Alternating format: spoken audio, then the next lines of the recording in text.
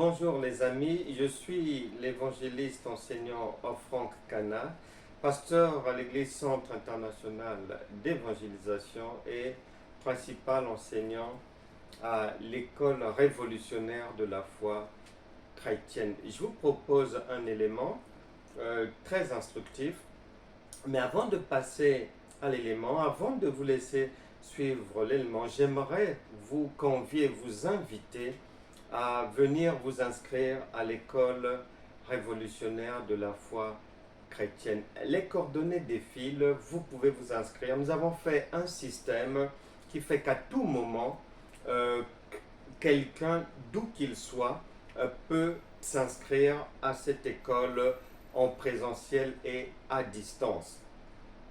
Bien aimé, beaucoup de chrétiens souffrent. Beaucoup de pasteurs, docteurs, apôtres, brebis, prophètes, prophétesses, évangélistes et autres souffrent.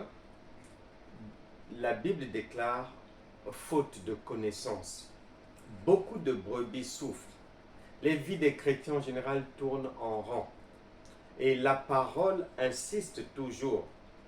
Faute de connaissance. Osée chapitre 4, verset 6. Le Seigneur Jésus insiste en disant, vous connaîtrez la vérité et la vérité vous affranchira. Jean chapitre 8, verset 32. Il insiste encore dans sa parole, en Jean chapitre 17, verset 3, en disant que la vie éternelle, c'est-à-dire la vie à succès, à réussite, avec une bonne santé, une bonne position sociale, des enfants qui viennent au moment convenu, qui réussissent dans les études, un sommeil paisible, agréable, cette vie-là, Jean chapitre 17, verset 3, dit que la vie éternelle, c'est qu'ils te connaissent, toi, le seul vrai Dieu. Et plus loin, la parole déclare que l'onction divine, c'est la connaissance.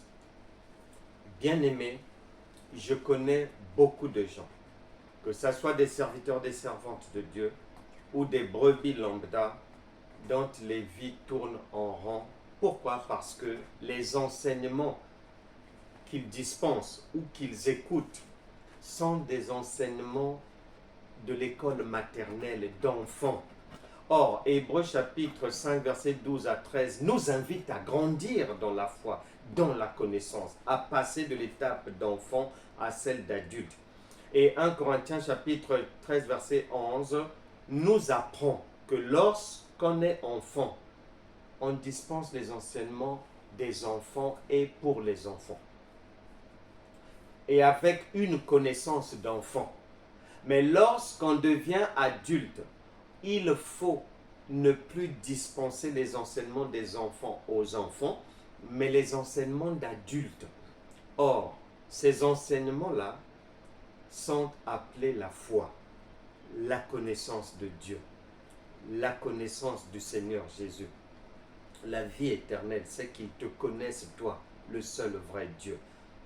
Je connais des servantes, des serviteurs, des gens qui sont dans le Seigneur depuis 15-20 ans, qui ont même fait beaucoup d'églises, qui ont enseigné longtemps, mais qui sont toujours dans l'adultère, dans l'impudicité, d'une manière cachée, dans des péchés cachés.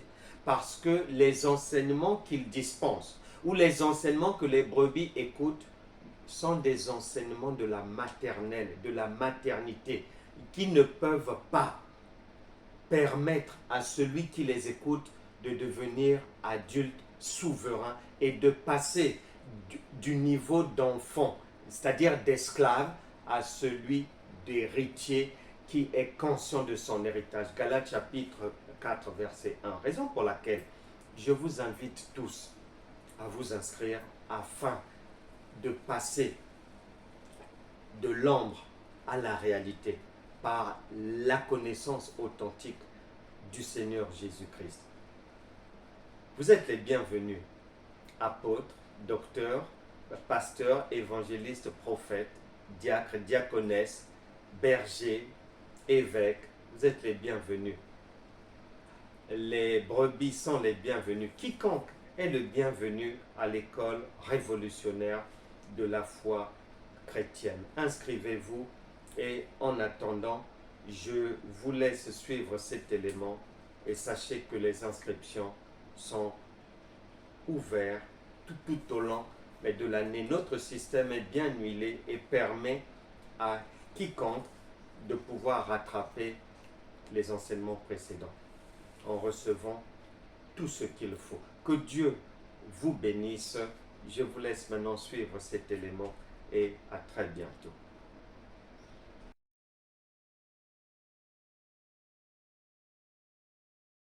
Shalom encore à ceux qui nous rejoignent maintenant. Que Dieu vous bénisse. Bonjour Marie-Rose Céline. Et j'espère que vous n'êtes pas arrivés seuls. Marie-Rose, Christelle et les autres. Christelle Prévost et les autres. J'espère que vous avez pensé aussi à inviter des proches car notre Dieu n'est pas égoïste, il est amour. Donc il aime bien partager son amour. Bonjour Yves. Et il nous demande de pouvoir aussi inviter les autres afin qu'ils leur fassent du bien. Voilà donc au cours de notre enseignement, de notre rendez-vous, si une pensée, si un visage, si un nom d'amis, de proches vous revient à l'esprit, n'oubliez pas, il n'est jamais trop tard de partager, de faire entrer la personne. La porte est ouverte pour tout le monde. Vous serez tous les bienvenus et Dieu ne met jamais quelqu'un dehors à partir du moment où il vient avec un bon cœur et avec une attente, une attitude d'attente de recevoir le meilleur de Dieu. Et je crois et j'en suis convaincu que Dieu n'est pas un homme pour mentir. Aujourd'hui, vous recevrez tous le meilleur de Dieu. Et si quelqu'un a des soucis, si quelqu'un a des difficultés, la vie nous emmène souvent des problèmes, mais je voudrais te dire d'entrée de jeu, sans passer par 36 chemins, que s'il y a problème, Dieu a prévu obligatoirement une solution. Tes yeux peut-être ne voyaient pas la solution.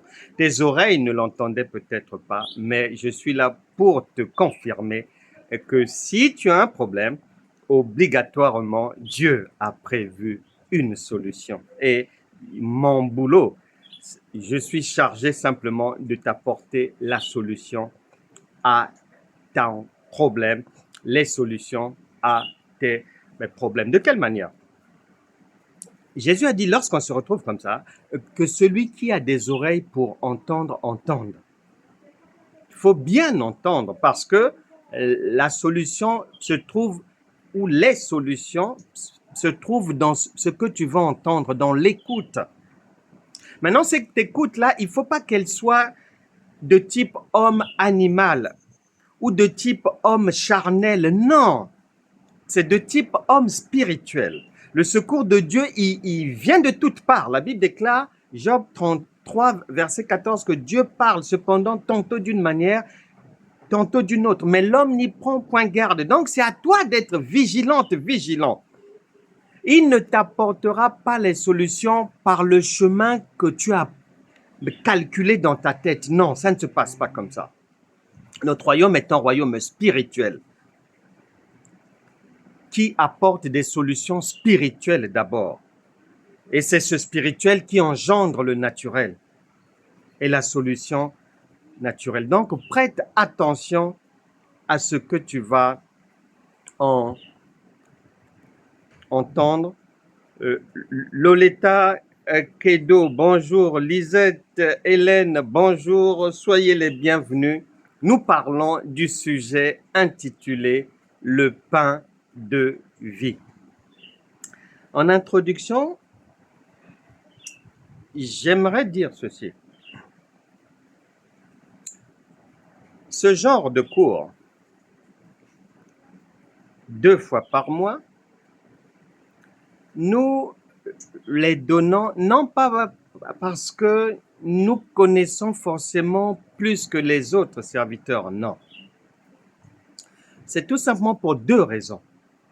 Un, l'amour du prochain, parce que le Seigneur a dit, il nous a donné, donc que l'on donne aussi aux autres. La compassion, nous ne voulons pas voir les autres demeurer dans des difficultés. Nous ne voulons pas voir des chrétiens avoir des vies en dents de scie. Nous ne voulons pas voir des chrétiens qui pleurent matin, midi, soir, en cachette dans leur chambre à la maison et qui bombent le torse à l'église en public. Nous ne voulons pas voir des chrétiens qui sont l'image d'un Dieu mort. Non. La compassion que nous avons nous pousse.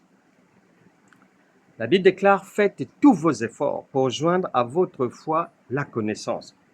Cette compassion nous pousse à transmettre au plus vite, dans les plus brefs délais, de la manière la plus régulière qu'il faut, la connaissance que nous avons vers les autres afin que les vies des uns et des autres changent réellement. Changent réellement.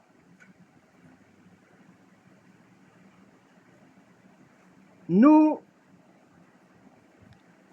ne connaissons pas forcément plus que les autres, non. Mais nous avons peut-être l'avantage de mieux observer, de mieux écouter, de mieux constater et de rechercher les raisons des multiples ça ne va pas chez les chrétiens. C'est l'un des avantages que nous avons de mieux comprendre les choses facilement afin d'éclairer une sœur, un frère, de les éclairer. Je prends un exemple. Parmi les multiples ça ne va pas que l'on trouve chez les chrétiens. Et bon nombre n'y prêtent pas attention. Bon nombre de gens continuent la vie, mais continuent à faire les mêmes choses depuis des années, sans résultat. Mais ils continuent. Nous disons non. Parce que Dieu n'est pas un homme pour mentir. Dans la Bible, là où il y a Dieu, il y a la réussite. Là où il y a Dieu, il peut y avoir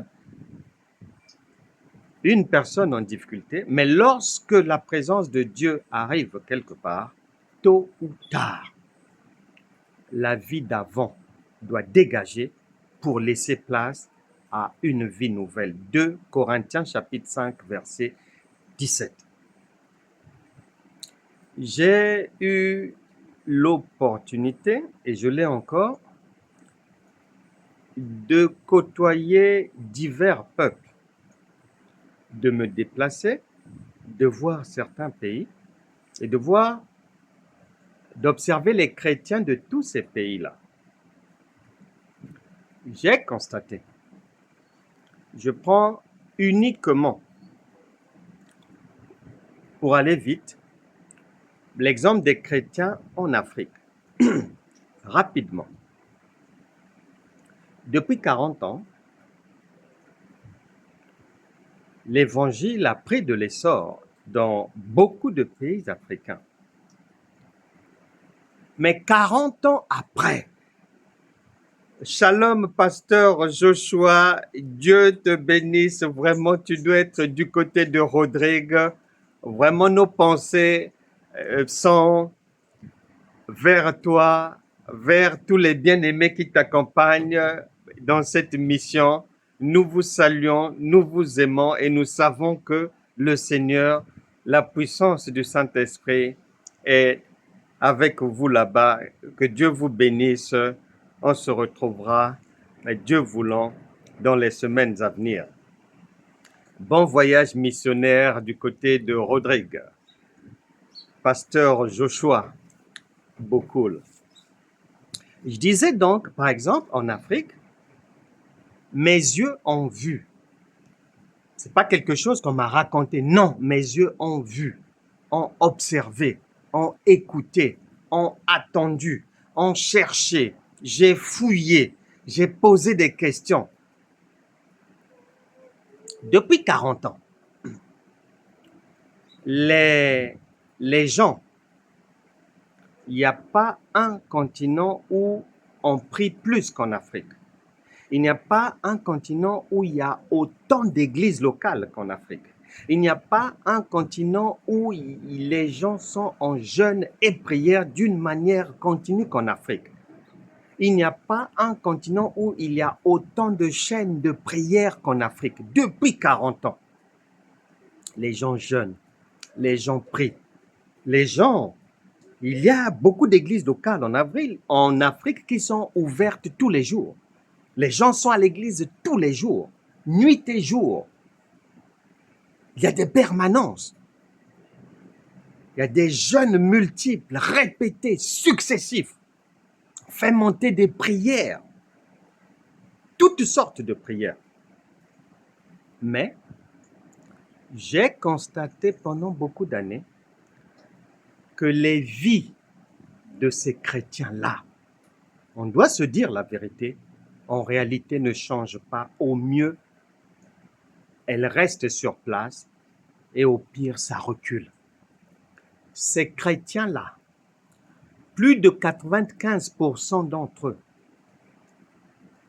soit sont au chômage depuis longtemps, là où ils vivent, souvent, ils n'ont pas d'électricité, ils n'ont pas d'eau courante, ils n'ont pas de soins de santé, mais primaires, ils sont à l'abandon. Parfois, ils travaillent, mais ils font des fois 30, 45, 2 ans, 3 ans sans salaire, une souffrance incroyable, alors qu'ils prient matin, midi, soir, et qu'ils vivent une réalité que la parole de Dieu n'a pas prévue pour ses enfants. Et la question, c'est à quoi est dû cet échec des chrétiens, de ces chrétiens-là? Et ça ne s'arrête pas en Afrique. Je vois ça aussi ailleurs. J'ai vu ça ailleurs depuis beaucoup d'années. À quoi est dû ce retard, cet immobilisme, le manque de résultats chez les chrétiens? Principalement, la réponse c'est Osée chapitre 4, verset 6. Mon peuple périt faute de connaissance. C'est-à-dire que les enseignements qui y sont donnés, les prédications, les enseignements ont un niveau tellement bas et contraire à ce que Dieu dit. Il y a tellement de contradictions entre ce qui est enseigné, ce que les gens font, et tellement de contradictions entre ce qu'on dit et ce en quoi on croit, tellement un tohu-bohu pas possible, un brouillamini, ce qui fait que le Saint-Esprit, qui est un Dieu d'ordre, ne peut pas cheminer dans le désordre, le cafouillage, l'à peu près le bricolage, ou dans des choses qu'il n'a pas initiées. Raison pour laquelle l'heure est venue plus que jamais. Je ne suis pas le seul à le dire. Nous sommes maintenant quelques-uns à travers le monde à dire qu'il nous faut une véritable révolution chrétienne, une vraie révolution. Car à chaque génération, Dieu donne une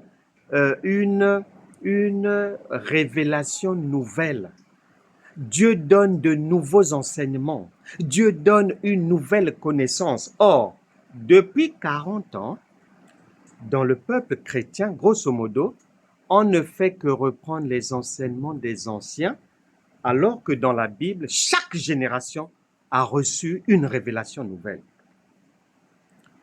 Nous nous battons pour que la honte chrétienne puisse disparaître.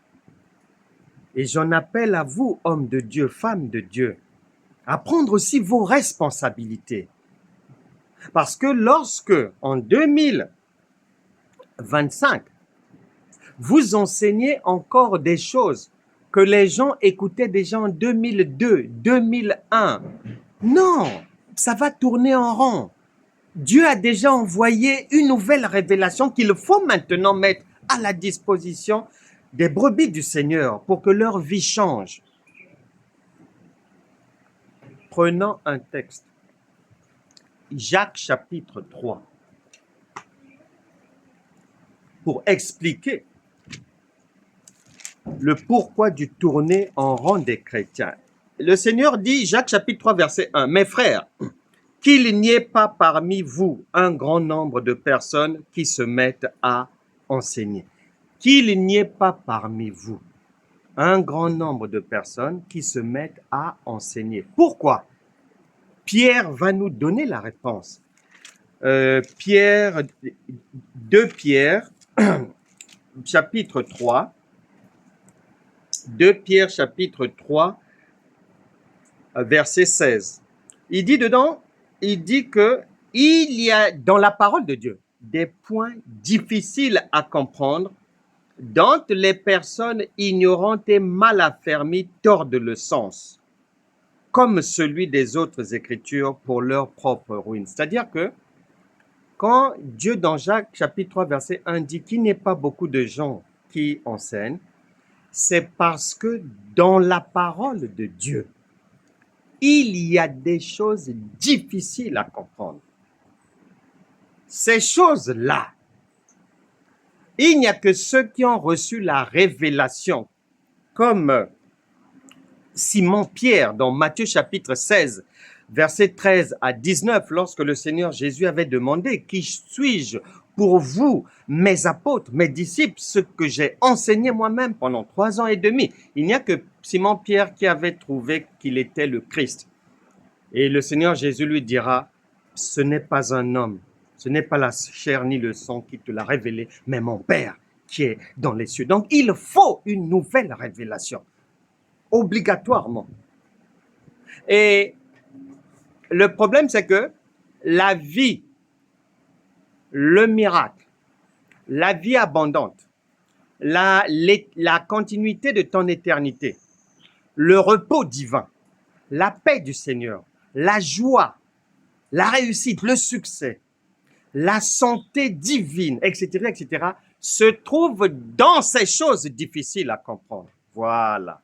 Maintenant, si le chrétien passe son temps dans des choses simples à comprendre, comme à la crèche, comme à l'école primaire, mais un enfant de l'école primaire ou de la crèche, il peut être utile en quoi? À sa famille, à sa commune, à sa région, à son pays, en termes d'invention, en termes d'enseignement, en termes de fabrication, en termes d'orientation, de conseil. Un enfant de l'école maternelle, un enfant à la maternité, en quoi il peut aider la société? Il ne peut pas. Donc, la plupart des enfants de Dieu, leur niveau de compréhension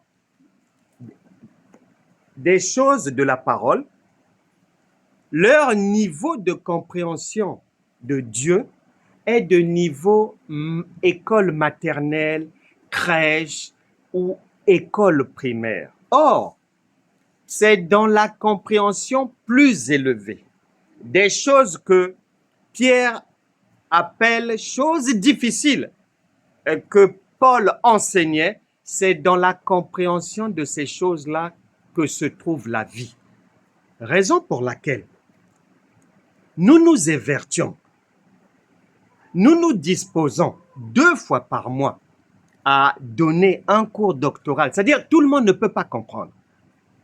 Et ce cours est principalement destiné aux serviteurs de Dieu, servantes de Dieu, aux futurs serviteurs et servantes de Dieu, ou à toute personne qui veut apprendre, qui a la soif de comprendre qui est Dieu, qu'est-ce qu'il vient faire dans nos vies, où est-il, de quoi est composé son héritage, qui nous a légué. C'est à vous que sont d'abord réservés ces enseignements, afin que nous puissions avancer ensemble pour que les brebis soient nourries avec de véritables pâturages verts. Et le vœu de mon cœur est que ça ira. La génération présente ne quittera pas cette terre en laissant la honte à la génération qui va venir, en laissant la honte aux chrétiens qui viendront après nous. Non, nous devons tous nous lever et aller de l'avant. Nous parlons donc du pain de vie. Le pain de vie, il est dit en Jean chapitre 6, verset 35. Il nous est dit, Évangile de Jean, je donne toujours le conseil de ne pas écrire pendant que le cours est donné. Parce que les choses de Dieu, toi-même tu as lu, dans la Bible parle de choses difficiles à comprendre. Donc ça demande à ce que la tête soit posée et en place. N'écris rien. Prends seulement ta Bible. Si je donne un verset, à la rigueur, tu peux aller lire le verset. Mais n'écris rien. Nous laissons ces éléments sur les réseaux afin que le jour où tu as du temps, tu t'assois, tu réécoutes bien. Et si tu veux prendre des notes à ce moment-là, tu prends des notes. Bonjour ma sœur Mireille Pouget. J'espère que tu as ta Bible. On va l'ouvrir à Jean chapitre 6. Mireille Pouget avec sa Bible. Jean chapitre 6, verset 35. Il a dit ceci. Jésus leur dit, je suis le pain de vie. C'est le Seigneur Jésus qui parle. Il dit, je suis le pain de vie. Donc, un pain qui donne la vie.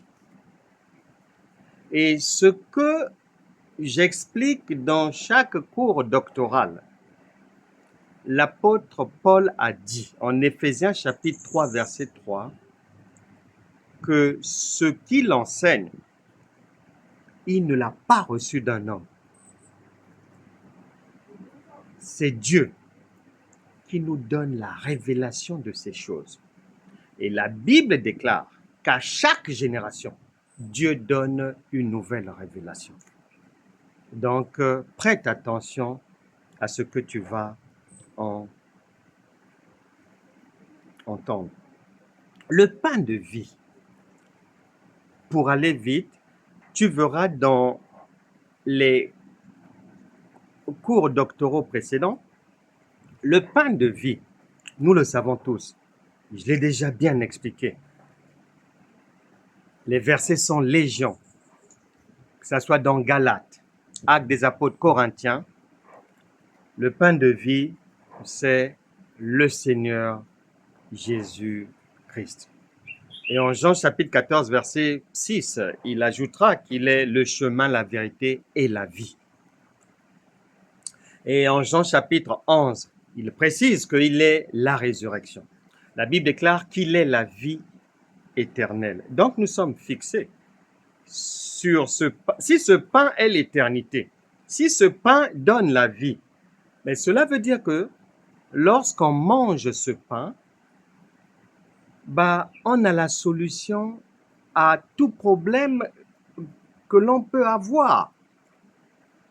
Maintenant, nous voulons savoir, nous voulons comprendre quelles sont les conditions que l'on doit respecter, parce que Dieu est un Dieu d'ordre. Même dans nos sociétés, les sociétés fonctionnent sur la base de l'ordre. Tu ne fais pas du n'importe quoi, tu ne vas pas dormir n'importe où. Lorsqu'on t'interdit de te baigner sur telle plage, il y a un ordre à respecter. Donc l'ordre vient de Dieu. Et il y a des conditions pour que ce pain de vie, quand tu vas le manger, qu'il fabrique réellement la vie dans tous les domaines. Avoir la vie, c'est quoi? Ce pain de vie, lorsqu'on le prend, c'est pour Matthieu chapitre 10, verset 8. Les morts ressuscitent, la résurrection des morts, c'est-à-dire toute situation difficile. Là où on t'avait refusé, là où on avait dit que c'est pas la peine, Là où l'hôpital a dit que ton cancer, tu meurs, ceci, cela, il te reste 3 semaines, 1 mois à vivre. Toute situation inespérée humainement revient à la vie quand tu manges cette parole qui est le pain de vie. Résurrection des morts, les aveugles doivent voir, les sourds entendre, les muets parler, les malades guéris de toute maladie, les démons chassés, c'est la paix, c'est la joie. Voilà les objectifs fixés par le pain de vie dans la vie de quelqu'un lorsque ce pain est consommé. Maintenant, attention, puisque Dieu est un Dieu d'ordre, mais il pose les balises. Il dit, Ésaïe chapitre 55, versets 8 à 9, il dit attention, ce pain de vie, c'est ma parole. Mais moi, je ne suis pas un homme. Je suis un esprit. Maintenant, quand je vais parler, je parlerai selon Job chapitre 33, verset 14, tantôt d'une manière, tantôt d'une autre. Ce qui veut dire que, Ésaïe 55, verset 8 à 9, que mes pensées, mes voix, ma manière de faire, mes conseils n'ont rien à voir avec vos manières de faire à vous les hommes. Et la Bible déclare que autant les cieux sont éloignés de la terre, autant mes pensées, mes voix, dit l'Éternel, sont éloignées des pensées, des voix des hommes. Donc, tu dois avoir cela à l'esprit. Cela pour te faire le rappel que comme il n'est pas un homme, comme il ne réfléchit pas comme un homme, comme il n'est pas concerné par les langues des hommes, comme, lorsque tu vas lire sa parole, attention, c'est une parabole. Attention, c'est le bégaiement de Moïse. Attention, c'est pas le langage des hommes. C'est ce que chacun doit bien avoir à l'esprit d'abord. Que ce pain de vie-là, il est particulier. Il n'a rien à voir avec le pain des hommes.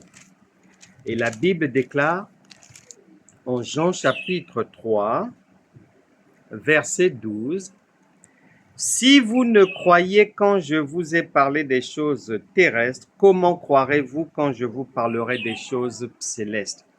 Pour dire ceci, souviens-toi, Genèse chapitre 1, verset 1 dit, « Au commencement, Dieu créa les cieux et la terre. »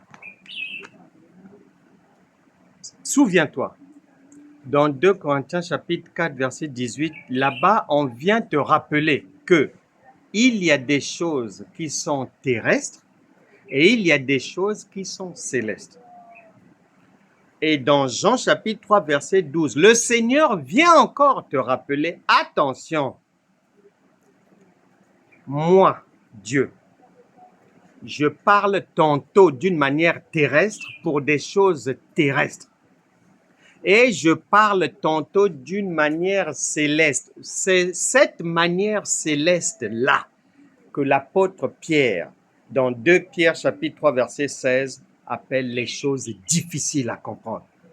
Et que très peu de chrétiens comprennent.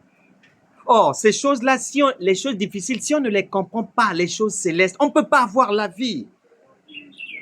Puisque le royaume de Dieu est un royaume surnaturel, il n'est pas terrestre, il n'est pas humain. Or, si je suis pasteur et que je n'enseigne que des choses terrestres aux gens, quand bien même je vais employer des mots célestes, mais si ce que je suis en train de dire là, c'est terrestre, c'est de niveau maternité, crèche, école maternelle, ça ne peut pas donner la vie aux gens. C'est pour ça que les chrétiens souffrent. Beaucoup d'enseignements, beaucoup de séminaires, beaucoup de conférences, mais terrestres, des choses terrestres, des enseignements terrestres, une compréhension terrestre qui ne peut pas donner la vie.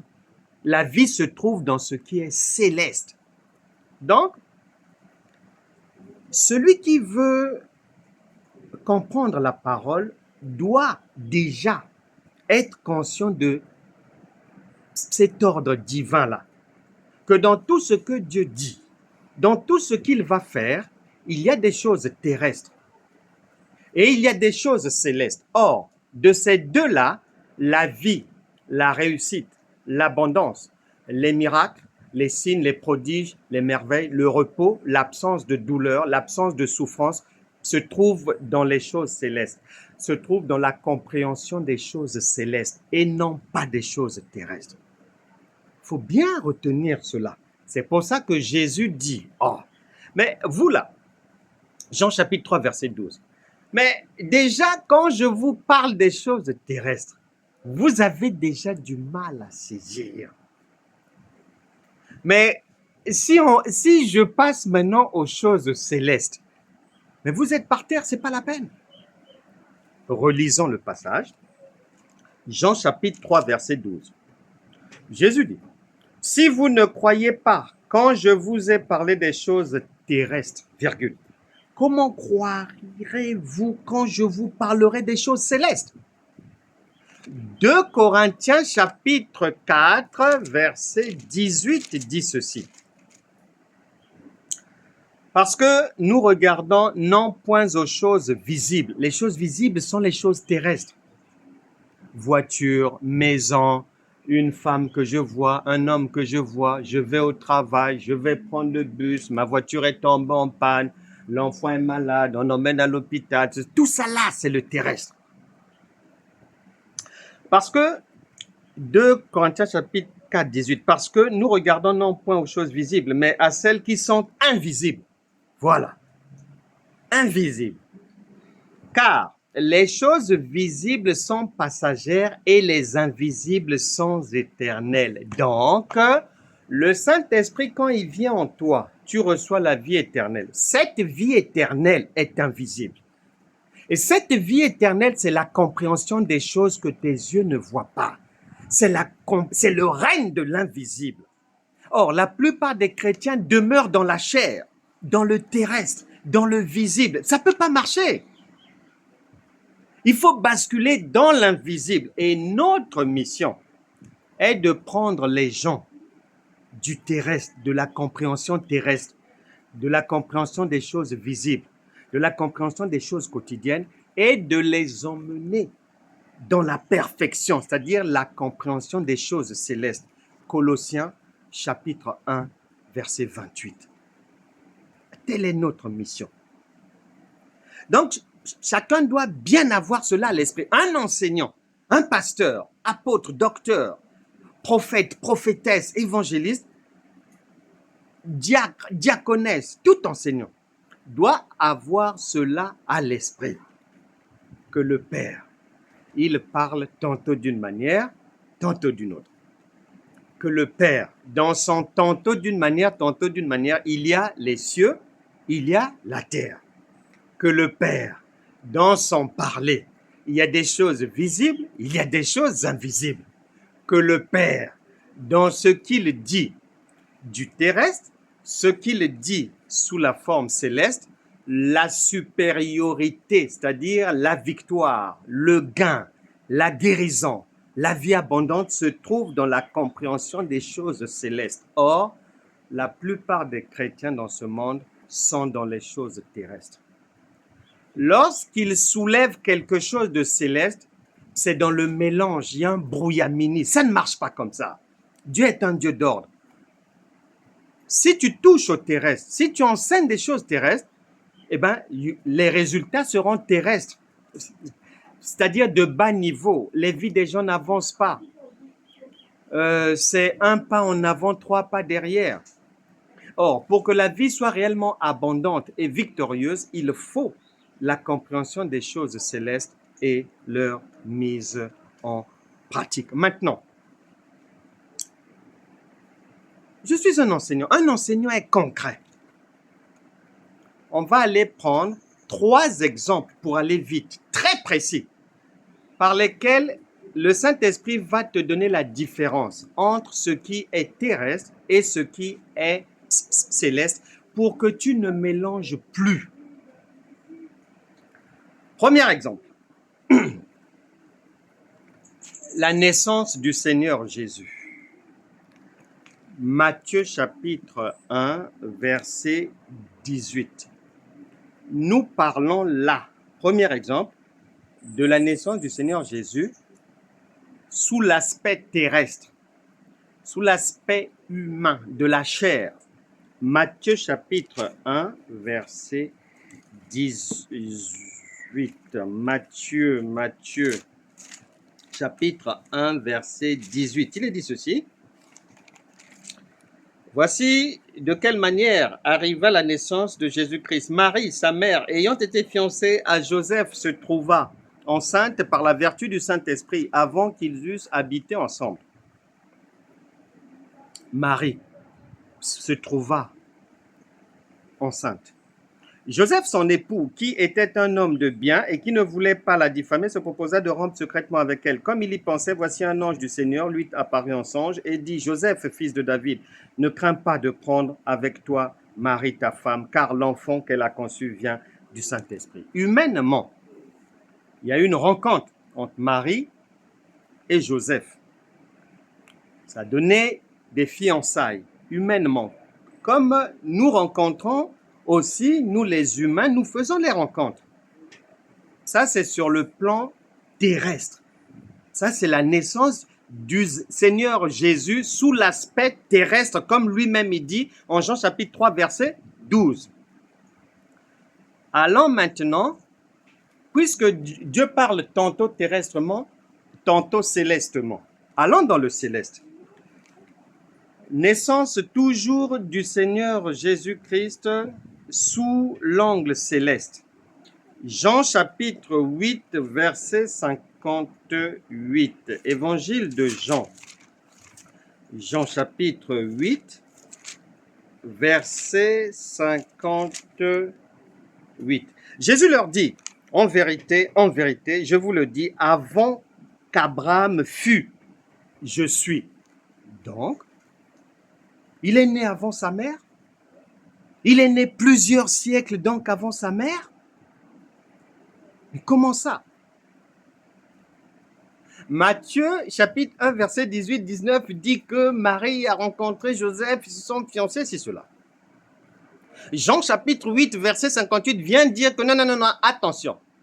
Jésus est né avant son père physique, avant sa mère physique.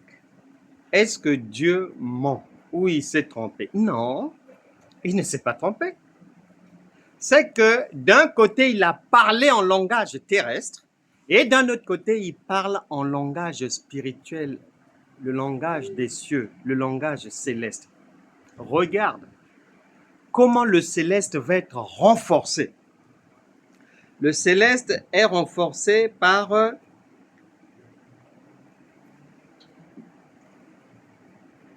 Jean chapitre 12. Jésus le Christ, il est dit en Jean chapitre 12, verset 34. Jean chapitre 12, verset 34. La foule lui répondit, nous avons appris par la loi que le Christ demeure éternellement. Comment donc dis-tu, il faut que le Fils de l'homme soit élevé? Qui est ce Fils de l'homme? Donc, eux, ils ne comprenaient pas, comme beaucoup de chrétiens d'aujourd'hui. Puisqu'il n'y a rien de nouveau sous le soleil, dit la parole. Il est dit que eux-mêmes, ils reconnaissent que ils ont entendu dire que le Christ ne meurt jamais, il demeure éternellement. Ils viennent confirmer que le Christ est né, est antérieur à sa mère physique et à son père physique. C'est pas fini. C'est pas fini. Hébreux chapitre 7. Hébreux chapitre 7. Hébreux chapitre 7, il est dit ceci, verset 22, Jésus est par cela même le garant d'une alliance. Hébreux chapitre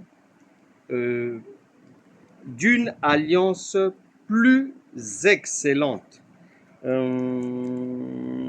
c'est pas le chapitre 7, c'est le Hébreu confirme. Le Seigneur Jésus est par cela même le garant d'une alliance plus excellente. De plus, il y a eu des sacrificateurs en grand nombre parce que la mort les empêchait d'être permanents. Point. Mais lui, parce qu'il demeure éternellement, possède un sacerdoce qui n'est pas transmissible. On confirme que Jésus est éternel. Donc, dans cette parole, tu trouves, on parle du Seigneur Jésus d'une manière humaine, d'une manière terrestre, d'une manière de la terre. Il y a les cieux et la terre.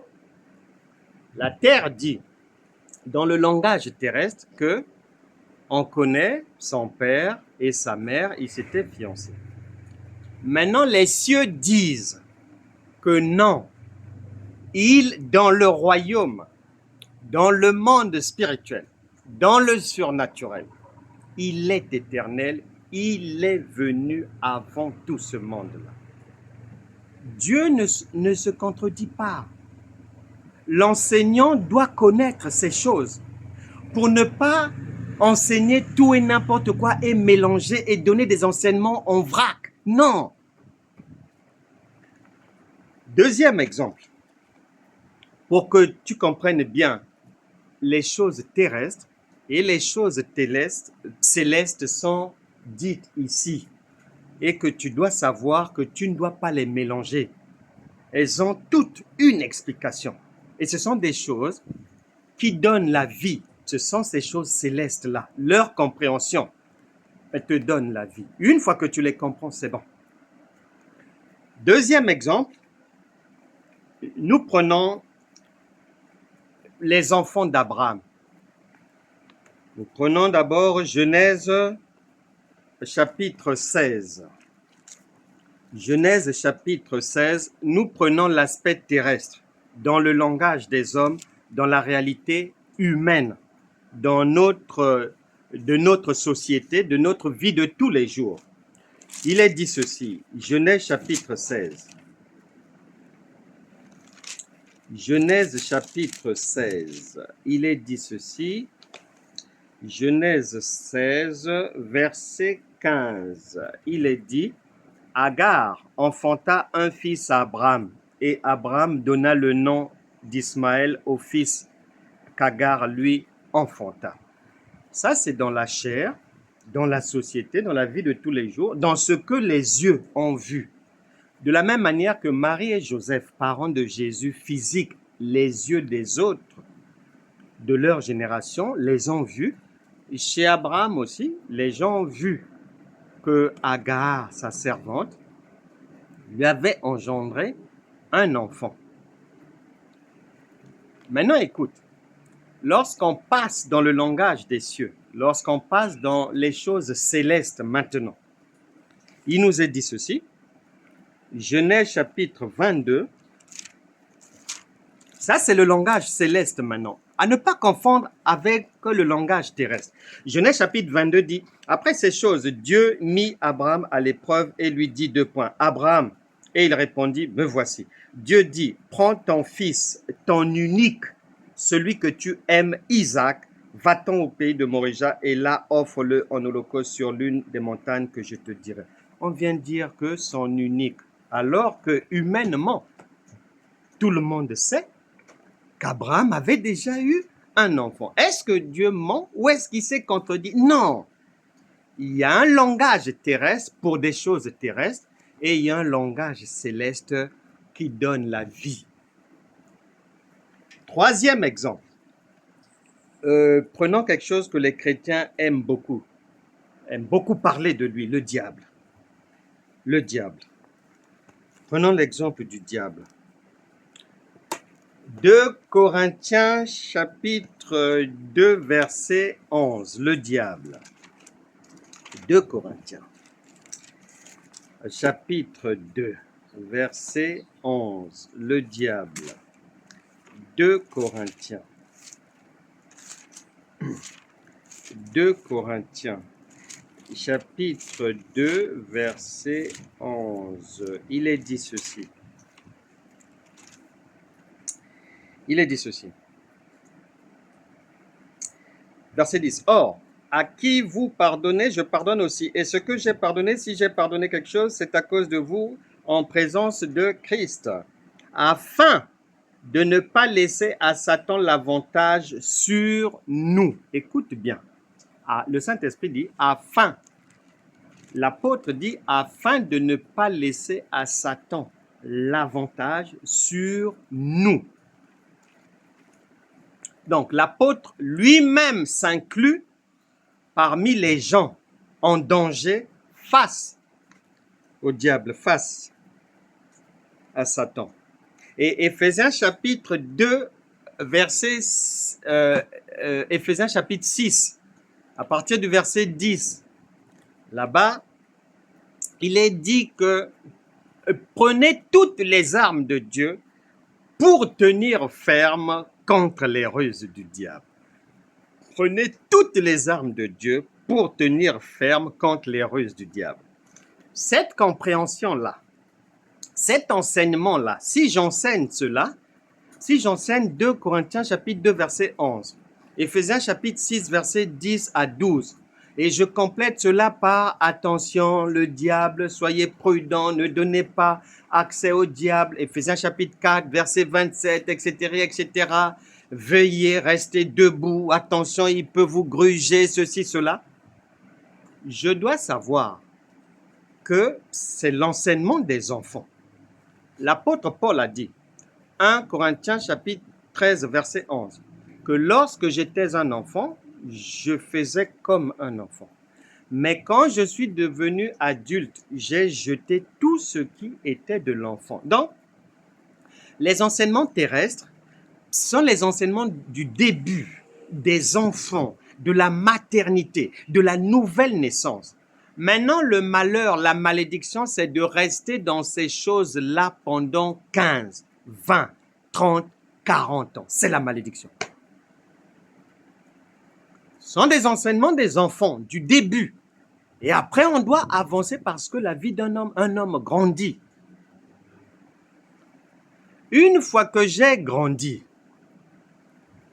une fois que j'ai beaucoup jeûné, j'ai beaucoup prié, je me suis battu dans des combats spirituels, je me suis levé contre Satan, contre le diable, pour qu'il ne prenne pas mon pied, pour qu'il ne m'arrache pas une fesse, pour qu'il ne me déshonore pas, pour qu'il ne me rende pas malade, ceci, cela. Je me suis battu dans des jeûnes, dans des prières, dans des veilles, ceci, cela.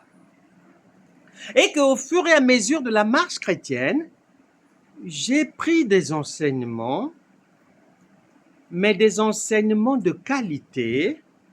J'ai cherché à comprendre les choses difficiles. J'ai cherché à aller devenir adulte spirituel. Hébreux chapitre 5, verset 12 à 13. J'ai voulu quitter la petite enfance. J'ai voulu me sortir de la maternité pour aller vers l'âge spirituel adulte. Luc chapitre 2, verset 52. À partir de là, je viens découvrir, et par les enseignements, d'une qualité supérieure, d'un niveau supérieur, et par la révélation divine, que lorsque je deviens adulte spirituellement, je n'ai plus affaire au diable. Il est sous mes pieds.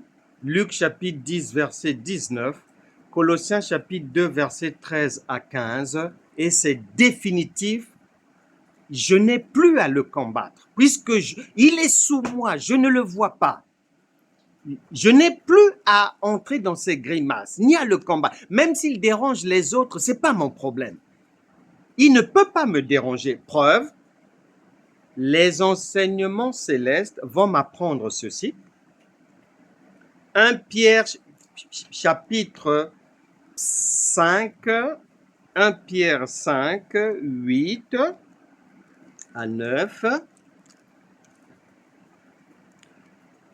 Premier élément qui va te te conforter et t'apprendre que tu n'as plus à livrer un combat spirituel quand tu as grandi spirituellement, regarde bien.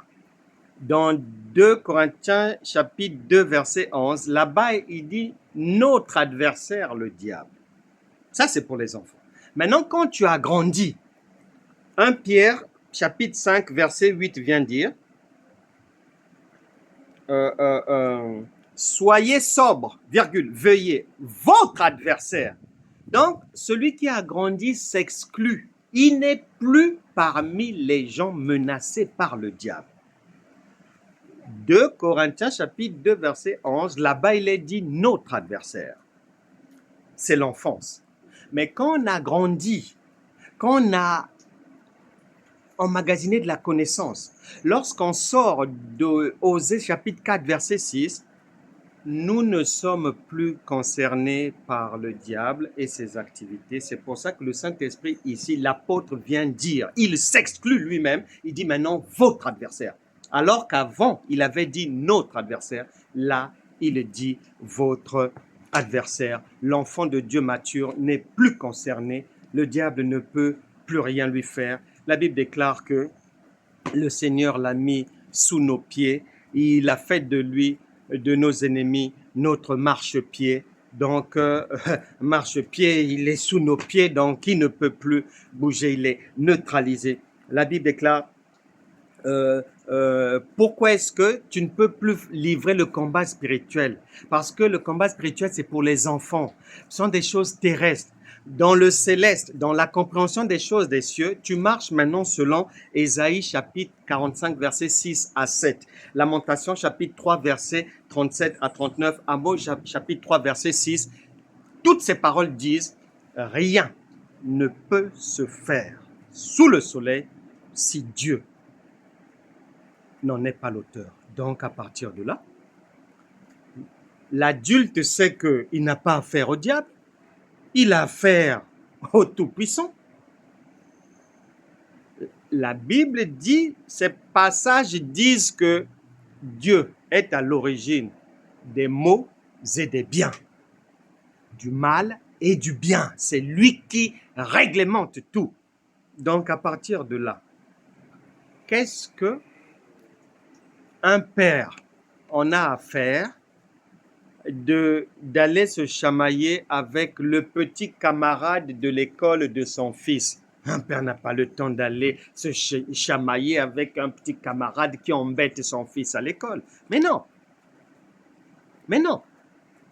Maintenant, lorsque tu comprends les choses célestes, lorsque tu comprends ces choses difficiles, la parole de Dieu t'interdit de mélanger les choses, de marcher dans la confusion.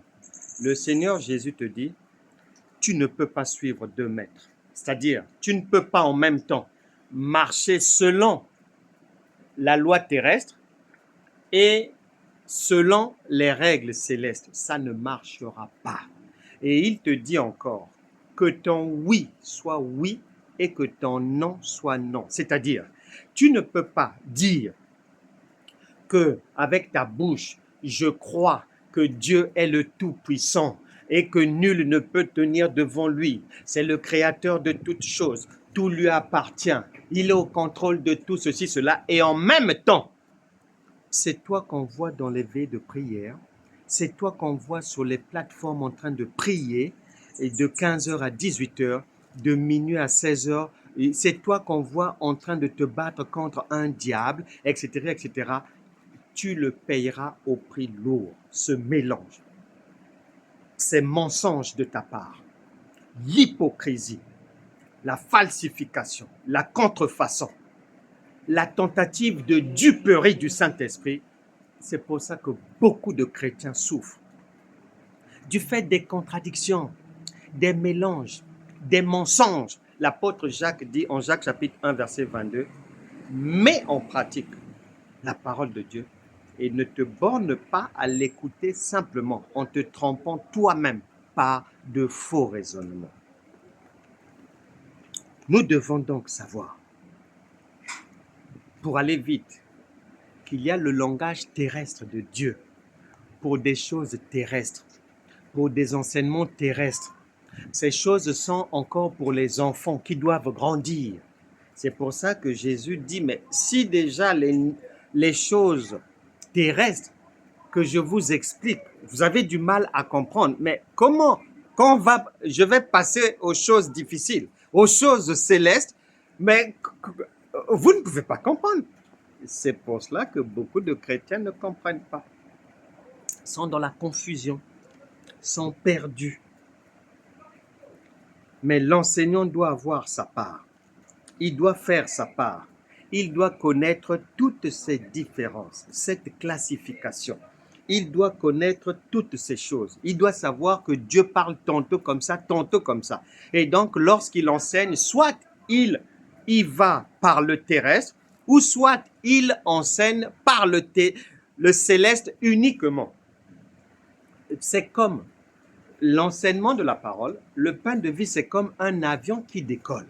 Quand l'avion décolle, son environnement devient uniquement celui d'en haut.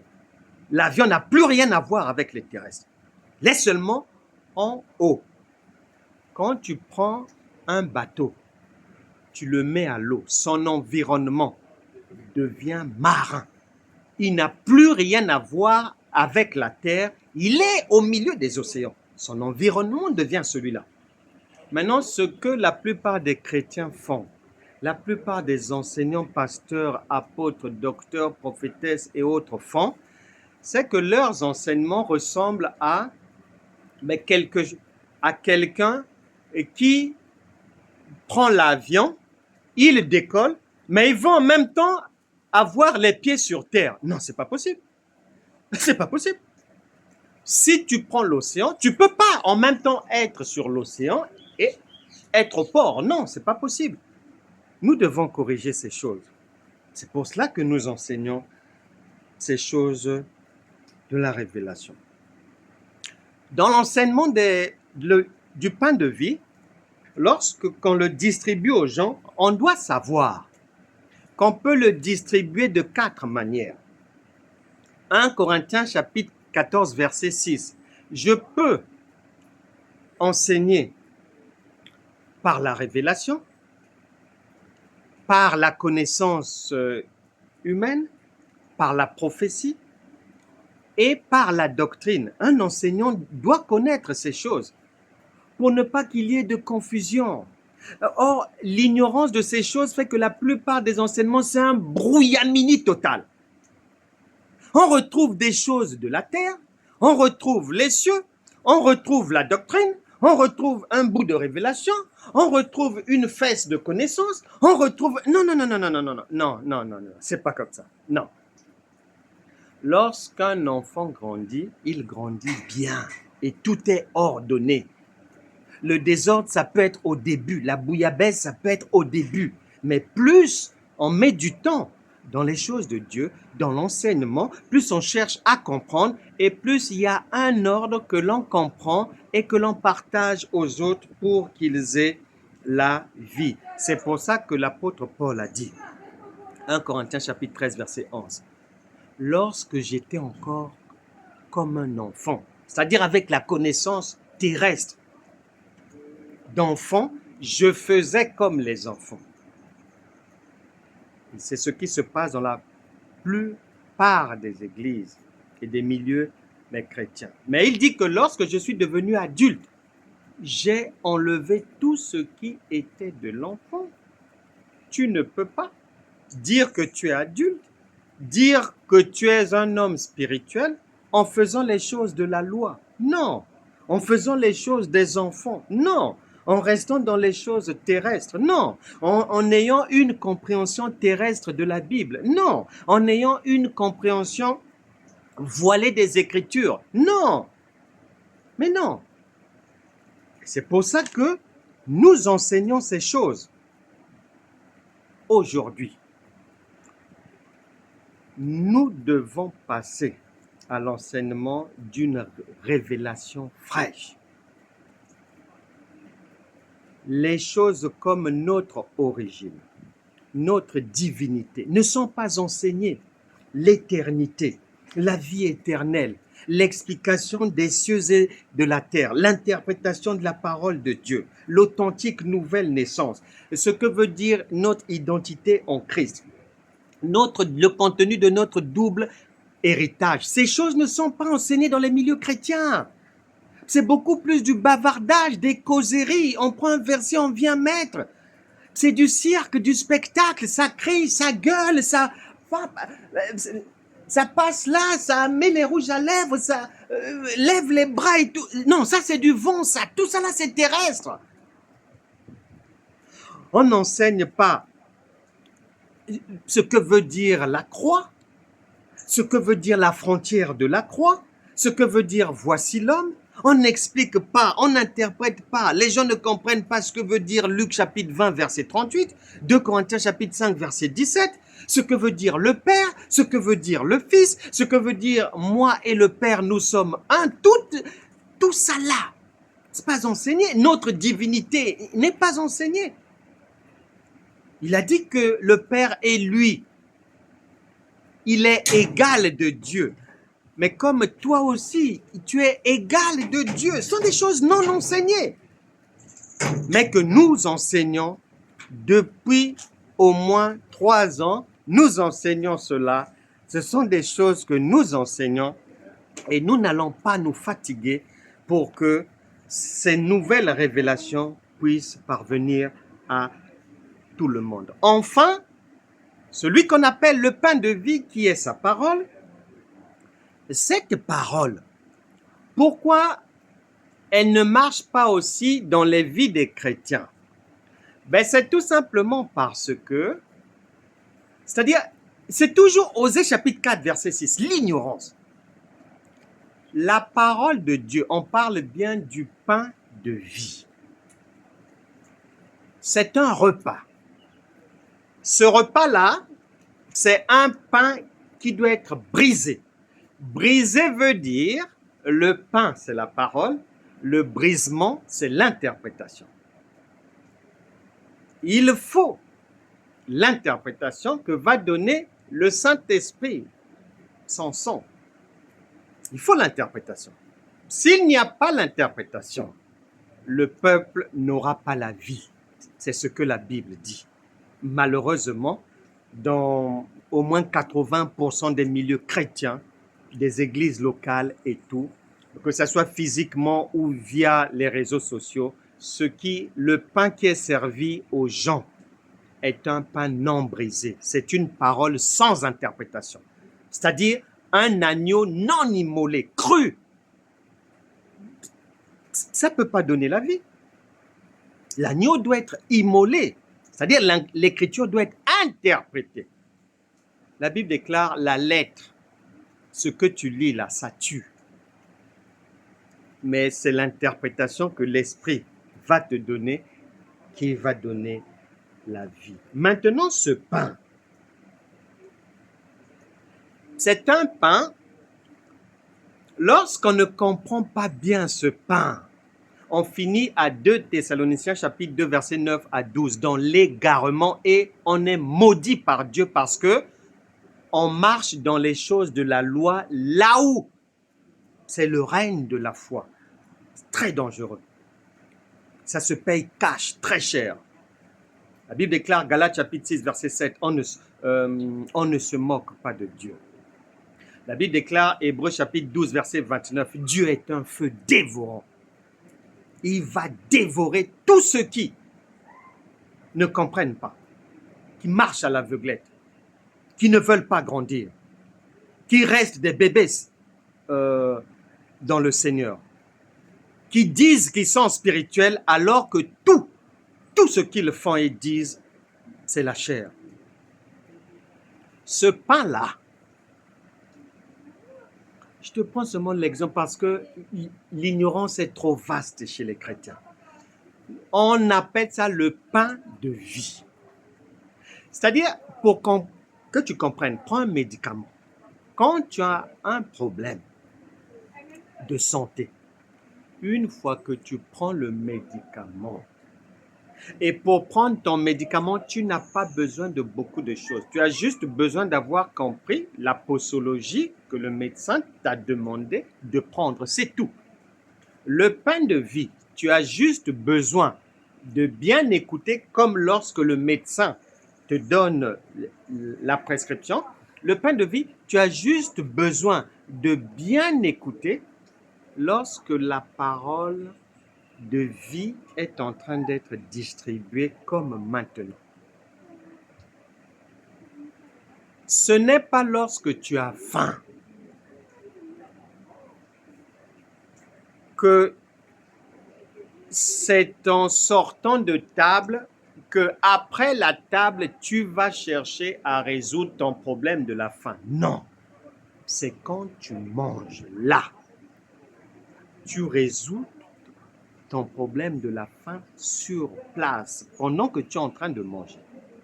Le médicament, quand tu le prends pour toi, tu es certain qu'il va faire son travail dans ton corps. Maintenant, le chrétien, alors que la Bible dit la nature elle-même ne vous enseigne-t-elle pas, lorsqu'on vient dans les choses de Dieu, le pain de vie est en train d'être distribué maintenant. Les gens vont faire quoi? Ils ne prêtent pas attention au pain de vie. Ils ne savent pas que c'est de l'écoute, que ce qu'ils entendent, ce sont les différentes solutions, les pistes proposées pour résoudre leurs problèmes. Ils ne le savent pas. Ils sont en train de manger, sans manger en fait, et ils attendent la fin du repas pour soi-disant prier. Mais c'est une folie. Pourquoi? Parce que le pain de vie, Actes des Apôtres chapitre 10, Pierre, chez Corneille, lorsqu'il arrive devant Corneille, ses amis et sa famille, Corneille dit que Pierre, nous sommes là réunis pour que par ta bouche, nous puissions entendre ce que Dieu a à nous dire. Jusqu'aujourd'hui, c'est pareil. Comme je me tiens là, ce que je suis en train de dire, Dieu est en train de te parler. Dieu est en train d'apporter des solutions. Depuis qu'on a commencé, Dieu est en train de répondre aux différentes questions que tu te posais, aux problématiques de ta vie. Il donne des pistes de solutions par la parole, le pain de vie qui est distribué. Depuis 1h06 maintenant. Tu dois le savoir. Ce n'est pas lorsque le pain de vie aura fini d'être distribué que tu vas vouloir trouver la solution. Non. As-tu déjà vu? Si tu as compris ce que c'est que le pain de vie, si tu crois réellement que c'est Jésus-Christ, si tu crois réellement que c'est Dieu, si tu crois réellement qu'il est dans sa parole, si tu crois réellement, comme Corneille, que le serviteur de Dieu, lorsqu'il te parle, c'est de la part de Dieu. Si tu crois réellement ça, donc, une fois que le serviteur a fini de te parler de la part de Dieu, le rideau est tiré, il n'y a plus rien à faire. As-tu déjà vu? Là, on parle de Dieu. As-tu déjà vu quelqu'un, un roi, le roi d'Espagne, le roi de Belgique, le roi de la Thaïlande, l'empereur du Japon, parle à un public? As-tu déjà vu, une fois qu'il a fini de parler, de répondre aux questions, de proposer les pistes, de donner les orientations, as-tu déjà vu quelqu'un ajouter quelque chose après que le roi ait parlé? Les questions, les problèmes, les desiderata, c'est pendant que le roi est en train de parler, pendant qu'il est là, qu'on les pose. Et la parole, quand elle est donnée, les questions que tu as, les problèmes, nous sommes dans un schéma surnaturel. C'est un royaume surnaturel. Tu as les réponses là. C'est un royaume qui n'est pas charnel, c'est surnaturel. Ça ne fonctionne pas comme chez les hommes. C'est pour ça que les chrétiens échouent. Ils humanisent tout. C'est un royaume surnaturel. Qui peut, après qu'un chef de l'État ait parlé dans une réunion ou un conseil des ministres, qui peut encore prendre la parole pour dire quoi? Lui, il a fini. Maintenant, les chrétiens, ils font quoi? Dieu parle. Quand Dieu finit de parler par sa parole, ils veulent maintenant poser leur desiderata, soi-disant dans la prière. Mais ça n'a ni tête ni queue. On faisait ça quand on était enfant. Mais en grandissant, on vient comprendre et on reçoit la révélation divine que l'homme spirituel, c'est un homme qui a atteint la perfection. C'est l'homme dans lequel en lui, le Saint-Esprit, c'est-à-dire la divinité, est bien implanté. La Bible déclare que l'homme spirituel ne pêche pas. 1 Jean 5, 18. 1 Jean 3, 9. Là-bas, il est dit que celui qui est né de Dieu, il ne pêche pas. C'est ça, c'est l'homme spirituel. Il ne pêche pas.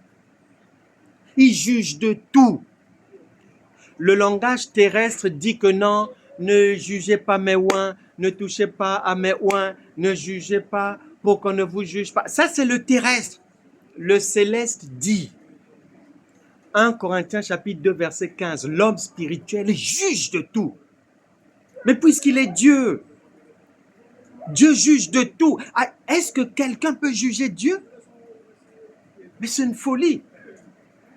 Donc, le pain de vie, quand il est distribué, c'est pendant qu'il est distribué qu'il est en train de répondre aux problèmes de ta vie en fonction de la compréhension. C'est pour ça que Jésus te dit toujours, dès le départ, que celui qui a des oreilles pour entendre, entende bien.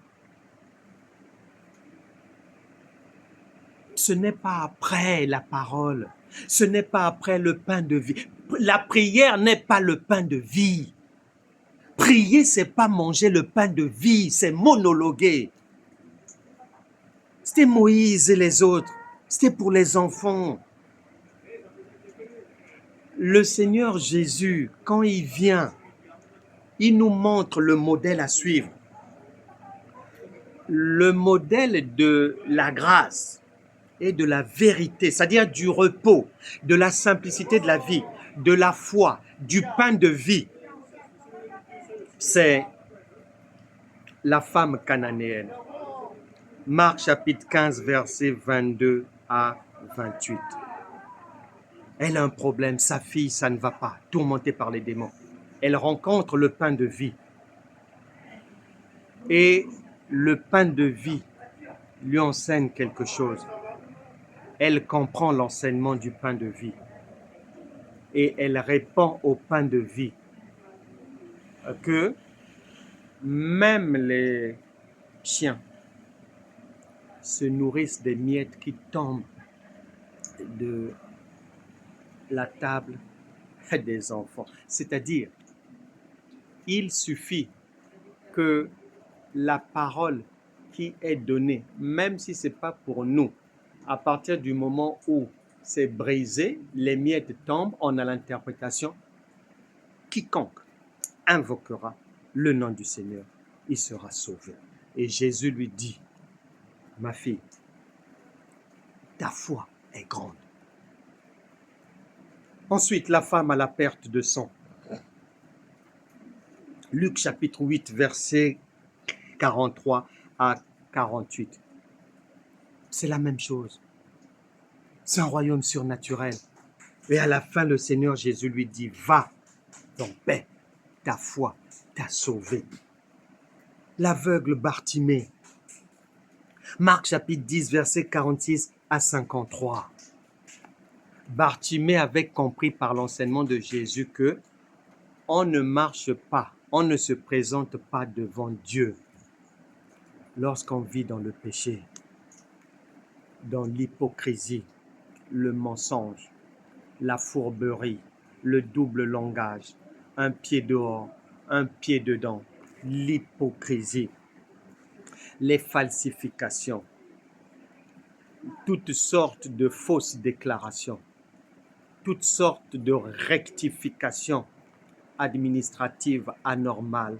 Tout ça, la Bartimée avait compris que avec Dieu, ça ne peut pas passer. Il a abandonné ça. Et j'espère que tu vas le faire aussi. Et le Seigneur lui dit, ta foi t'a sauvé. Lorsque le pain de vie est distribué, lorsque le pain de vie est là, lorsque le pain de vie, tu es en train de le recevoir, tu n'as pas à souffrir pour avoir les solutions à tous les problèmes de ta vie. C'est le modèle du Seigneur Jésus. Le centenier romain. Matthieu chapitre 8, versets 5 à 13. Il a retenu l'enseignement du Seigneur Jésus. Il apporte les preuves au Seigneur qu'il a compris que désormais, ce n'est plus par la loi, ce n'est plus par la prière comme avant, mais c'est par la foi. Et Jésus lui dira, au verset 13 de Matthieu chapitre 8, il lui dira, va, qu'il te soit fait selon ta foi. Nulle part, tu vois Jésus prier pour résoudre le problème de quelqu'un, ça n'existe pas. Aucun de ses apôtres ne l'a fait. Souviens-toi de Pierre dans Actes des Apôtres chapitre 9, versets 31, 32, 33. Pierre, devant le paralytique aîné, il lui dit, aîné, Jésus-Christ guérit. Et lève-toi, prends ton lit et marche.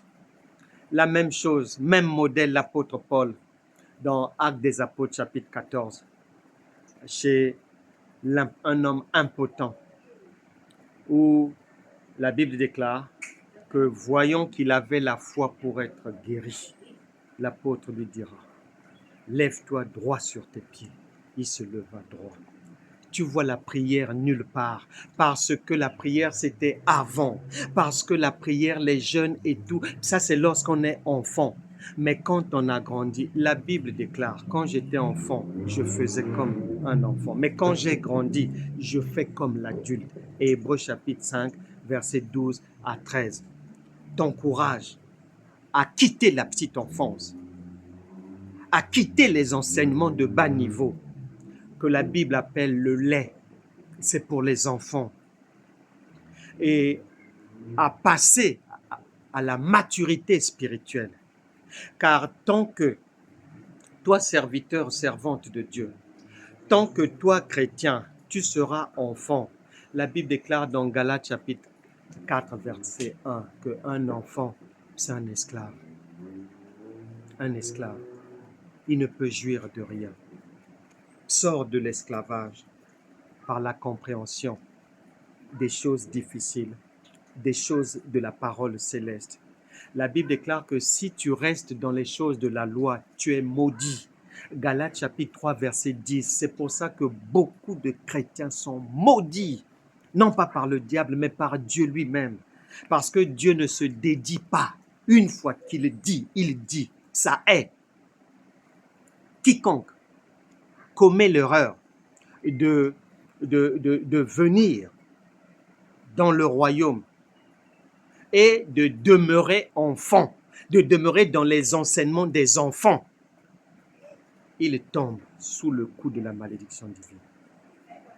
Car dans notre royaume, c'est voici l'homme.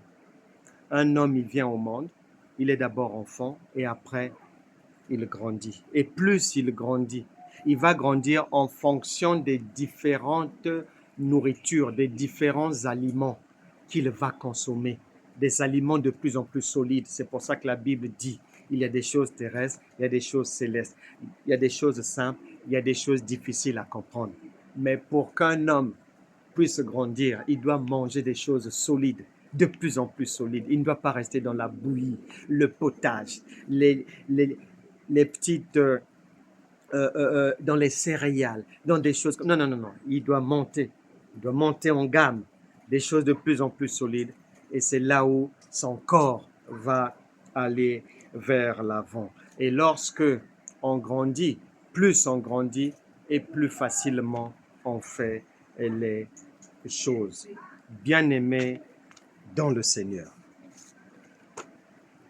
Pour aujourd'hui, nous sommes arrivés au terme de ce que l'on pouvait dire du pain de vie. Normalement, ça fait 1h19 que je suis en train de servir le pain de vie. Normalement, en tant qu'ambassadeur de Dieu, en tant que divinité. Comme j'ai fini, nous n'avons plus rien à rajouter. Ça, c'est chez les hommes spirituels. Mais comme la plupart sont encore dans l'enfance, donc nous allons faire quelque chose de contradictoire, quelque chose de paradoxal, quelque chose qui n'a ni tête ni queue. Le pain de vie vient d'être servi, malgré que nous l'avons mangé et nous avons eu la vie. Comme les gens sont dans des coutumes, des traditions, si je ne prie pas, il y a des gens qui ils vont se sentir en insécurité. Alors que le pain qui vient d'être servi a résolu tous les problèmes de ta vie sur la base de la compréhension. Les problèmes qui sont ailleurs, les problèmes des enfants, le pain de vie est suffisamment mature pour aller les résoudre. Quand tu le manges, il résout tes problèmes du dedans et tes problèmes de l'extérieur.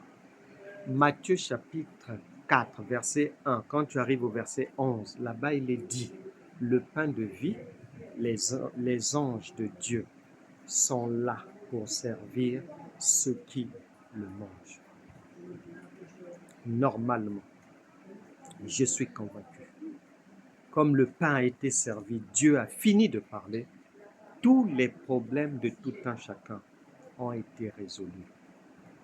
Ma prière, maintenant, que toute personne ici présente, à partir d'aujourd'hui, soit une nouvelle personne. Que toute maladie quitte les corps. Que les enfants soient en paix. Que toute personne célibataire trouve l'âme sœur. Que toute personne avec des problèmes au travail, que les anges de Dieu aillent prendre ta part.